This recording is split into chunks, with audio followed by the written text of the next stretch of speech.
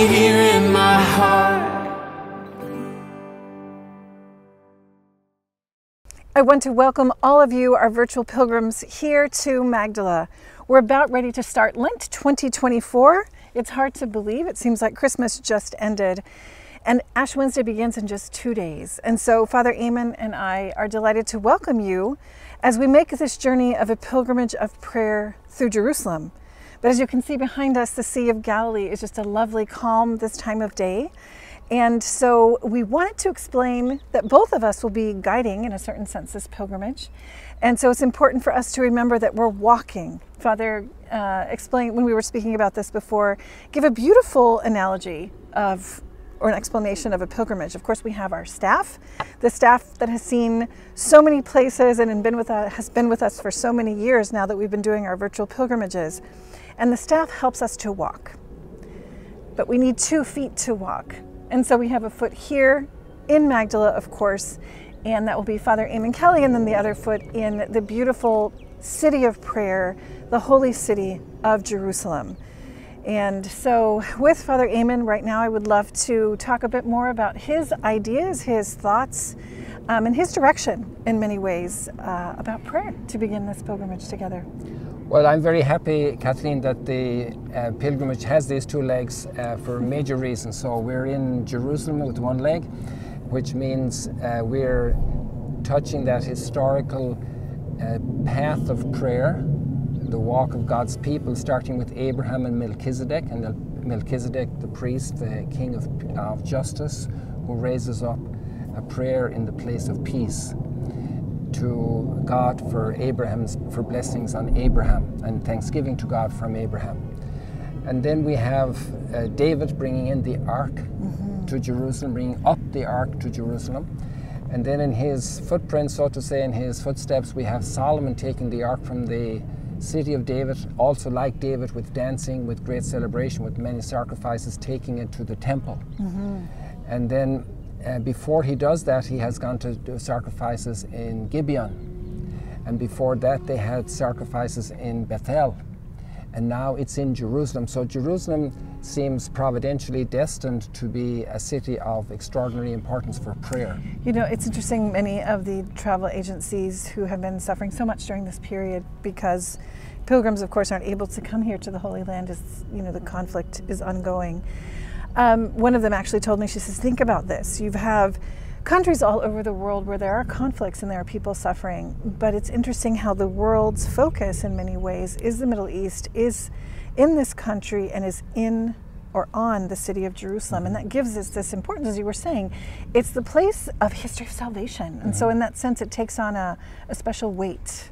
And then you have the prayer of Jesus being taken to the temple as a child, the pilgrimage with the family to Jerusalem with Joseph and Mary, and you have eventually then the prayer in Gethsemane, the prayer on Calvary, and then you have that beautiful gift of peace on Easter Sunday evening to the disciples, which is a gift, a divine gift of peace, of messianic peace. And then we have also the community gathered in prayer waiting for Pentecost.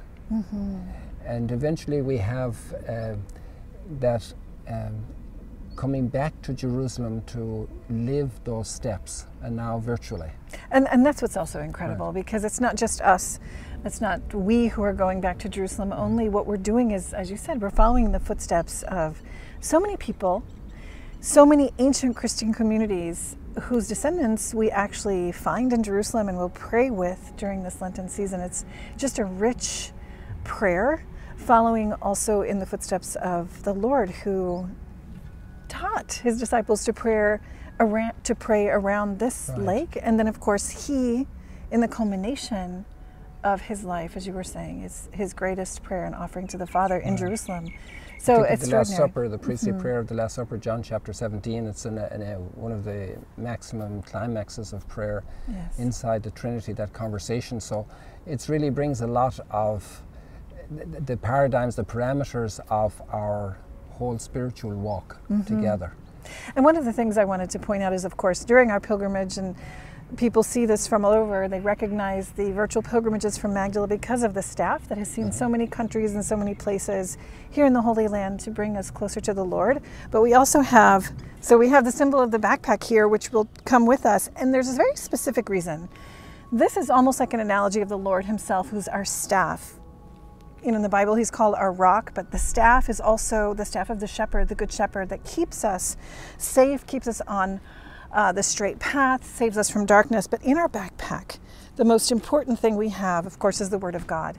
This same Bible, of course, has been with us also for these past 6 main virtual pilgrimages and will accompany us as well. So what we're going to do is go into the scriptural revelation of prayer. We can see it from the very beginning to the very end of the Bible. And one of the things that I just wanted to mention in terms of the leg in Jerusalem is, if you think about this book, at the beginning, of course, the Lord made mankind, and at the end, when they put the Bible together, they put a very specific book at the end, which is Revelation, and it talks about the heavenly Jerusalem. And that heavenly Jerusalem, because we'll be talking a lot about the Lord's Prayer, says, "Thy kingdom come on earth as it is in heaven." And you'll hear that refrain so many times from Matt Maher, because he's allowed us to use that wonderful rendition of the Our Father, the Lord's Prayer, that he sings with TAYA. And it's okay. This comes to earth. It's like an Easter Sunday. Heaven is wedded to earth was the ancient or the old translation of, you know, the lighting of that Easter candle that breaks through the darkness. So this is what we're doing. And again, I think here you're anchoring us into this rhythm, this liturgical rhythm, this biblical rhythm of almost like the purification of all of us, like the purification of any city, any person, the city of God, to become the city of God with the steps through the liturgy. That's very beautiful. Now, you mentioned the kingdom, the heavenly kingdom, the heavenly Jerusalem coming down on earth, God's kingdom coming on earth. Jesus started his time at the Sea of Galilee proclaiming the kingdom He did. and the forgiveness of sins. Right there, Yes. and here, and everywhere, All really. around the Sea of Galilee, on the boat.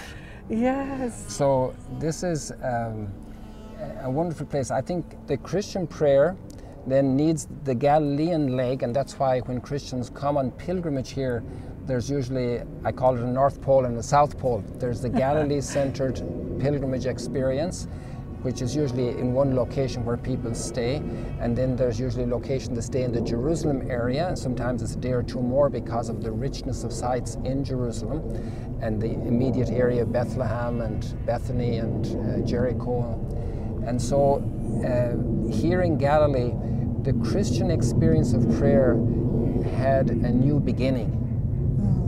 They are disciples of John the Baptist, and he was also a man of extraordinary prayer and fasting, of turning of the heart to God and inviting the people to come back to God. He was preparing the way.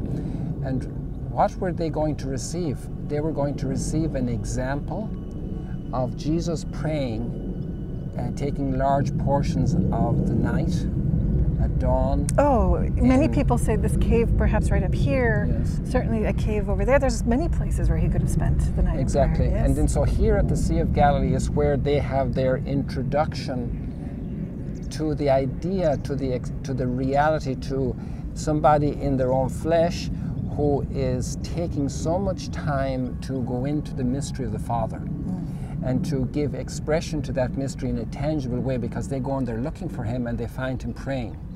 Imagine if we were to do that, to come to Galilee, to look for Jesus and find him praying. And actually they were surprised.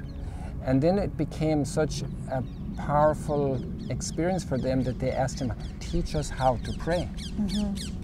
It meant that they wanted an introduction, a coaching, an accompaniment, an instruction into the nature of prayer.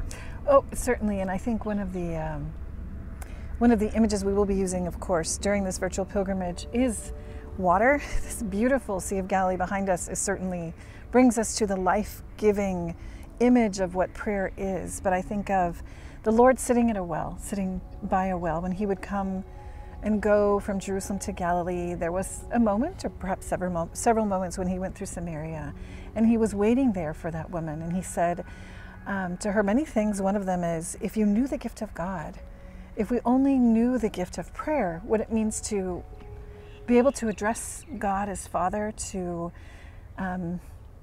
enter into this relationship that Jesus had with his Father, become part of that, as you were saying.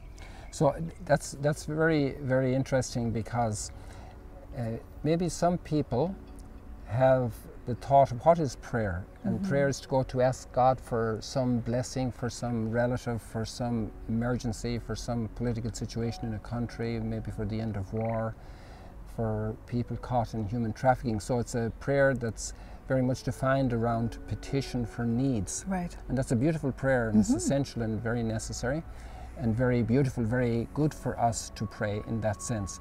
But then some people don't realize that there's really a whole adventure in prayer discovery. It's a lifestyle, it's a life path, it's really the accompaniment of one's whole life in God's presence. It's about a relationship. It's not about doing things and saying words. It's about discovering that we're living in God's presence, that He is present to us, that He loves us. You know, we have so much instruction. 50 years ago I joined religious life, 1974. This year will be 50 Father. years in September. Wow. And you know, the first 5 or 6 months of the novitiate, we received instruction every evening about prayer. And at least for a few months. And then the first weeks, maybe a month and a half, we actually received guidance during the meditations every morning, like a little bit of help, like a leg up to the horse, like the parent holding the bicycle when the kid is learning to ride the bicycle until he gets his balance. And then we were also continue to get much help through the novitiate in terms of occasional talks about prayer, and in terms of retreats, and then adoration every day, because the novitiate is very much a contemplative life, right? But then afterwards, since my first vows in September 76, 48 years ago, then we were a little bit more on our own at that point, because we had, that was the purpose of the novitiate was accomplished, but we had so many retreats since then. Every year, 8 days of silent retreat. Every month? Every month, a day of retreat. Every day, 3 or 4 hours for prayer. And you know what, at this point I say I'm still learning how to pray. Yes, that's amazing, Father. Why would you say that? Can you explain yourself? Because prayer isn't an activity. Prayer is one's life in communion with God. And one's life in communion with anybody has its challenges. So with our parents, with our siblings, with neighbors, those who are married with their children, with people at work, and all of these relationships have their moments of light, of warmth, of support, and also moments of tension and challenge. And then it's not a matter of just words, it's not a matter of just thoughts, it's not a matter of just good desires and affections, but it's about where I'm standing right now in the relationship. And if I'm in a tug of war, if I'm in great need, if I'm in a time of rebellion and resistance and challenge, I don't want God's will in my life the way it's profiling, it's the way it's emerging, then that's a struggle. And so the prayer is affected by that condition. Sure. And then in that sense, maybe all the challenges we have teach us to grow anew in prayer. Yeah, absolutely. I think as one begins to literally walk in the pilgrimage of, you know, this journey to heaven through this world, there are cycles, and it is an adventure. And we see that it's kind of like St. John Paul II would often speak about different things in sort of a spiral. But it's a spiral that doesn't go in a circle, it constantly goes deeper and deeper, and there always will be moments of great joy and great fulfillment, and then struggle and dryness, and then the Lord just invites us to keep coming back, and He brings us deeper and deeper into His heart. And I think that's the adventure of going on a pilgrimage of prayer during Lent, because all of us are, you know, working toward the celebration of Easter, which we will have, of course, with Father Eamon at the end of the pilgrimage. And it gives us an understanding of what that heavenly Jerusalem will be like when, again, heaven is wedded to earth. And such beauty, not only here, but beauty in our own hearts and souls that the Lord is trying to bring out. So. Yeah, you've brought this out a couple of times in the last comments you just made, Kathleen, that it's the Lord who's doing the work. Because many times we think we're doing the prayer. And then if we discover little by little that God is the one, like you said, that bringing us forward, that's inspiring us, that's lifting us up, that's bringing us deeper, giving us a drink, that He is the one that's bringing that gentle rain on the ground, that's moistening the earth, that we can develop and flourish and blossom and bloom. The prayer is for the flowers, as St. Teresa of Avila says. It's for the fruits in our lives, and we'll be talking about that. And it's a very beautiful. We want more than flowers. They're flowers, beautiful. Fruits, and beauty. Yes. Fruits. Yes. Yes. Yeah, so there's a transformation going on then, because if we live with somebody, there's a famous expression, if you lie down, in Ireland at least, a proverbial expression, if you lie down with dogs, you get up with fleas. Yes. And that might have its consequences. So the company we keep affects us. That's why parents are very concerned about the company their children keep. And that's why we should all be concerned about the company we keep in entertainment. Even virtual entertainment, television, movies, the stuff we see, the people we associate with, even virtually, impact us. Yes. So then the company with God becomes so transformative, because being in God's company, God who is love, we experience that we are loved, and we need to maybe have a little conversion on that. We have no idea how much God loves us. Yes. In fact, that's an excellent goal, I would think, for this pilgrimage of prayer. Lord, we can say, Lord, help me to discover how much you love me. And I was just looking at the end of Revelation here. Chapter 22 speaks about the river of the water of life. It's not only a water where flowers and fruits grow, but these trees that produce so much are also healing. They're healing for us, and that's certainly what the Lord wants. And then it says, the words here, I am making all things new. All things new. And I think this is what we're seeking during this pilgrimage of prayer. And so I would like to ask you, Father, here from Magdala, what specifically you'll be doing for our pilgrimage, because we'll start, of course, with the program in Jerusalem, visiting places well known and a lot of hidden places, churches, monasteries, communities that maybe, if you've been here even several times to the Holy Land, you may not have met them. I heard a couple of little pieces about what the pilgrimage is going to be. You won't want to miss it. But of course, then we also have the opportunity to listen to you as you sort of, take the Gospels of Lent and just, bring them alive and apply them with a homily, which we can listen to on a podcast, which we have in different platforms, and also by even seeing you in the live stream Mass every day at 6:30 Israel time. And we can start with the river of life. We have the Jordan coming from Mount Hermon through the Sea of Galilee down towards Jericho. It's true. So we're sitting at a river of life. That's an amazing, important artery of water and of life right here in Galilee.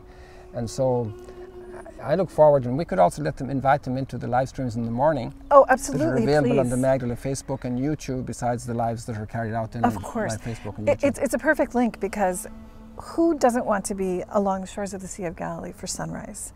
It's and with the Lenten readings, then with a little bit more time, well, also in the Masses, 7 or 8 minutes to comment on them, and sometimes with the Facebook and YouTube live streams in the morning are about 15 minutes. That's the kind of the goal. The Instagram ones are a little shorter. So it's just setting aside that time for the Lord. As Father said, it's He who's doing the work. We just need to make the decision and persevere in that decision to sit down by the well. Just go find those springs, those sources of grace. And that's certainly whenever you dive into the Word of the Lord, whenever you let the fifth gospel enter into your eyes and heart and mind and senses, of course, He brings you close to Him. The fifth gospel meaning the Holy Land, where the Lord was. So I don't know if you'd like to offer a few more words to our pilgrims as we begin this pilgrimage of prayer. I would say, don't think about yourself. Think about somebody that needs the invitation to join. It's only 2 days. We're starting in 2 days. And just send them the link and say, you don't want to miss this. Thank you so much for accompanying us during this journey. And I do consider him as not even more important than the staff, more important than our backpack, because we have our spiritual guide here in Magdala to keep us, on the straight road toward Easter. So thank you again, Father, and we look forward to seeing you every single day. And God, and see Kathleen. well, God bless each and every one of you, and know that from here, from Magdala, from the Holy Land, we're praying for each and every one of you.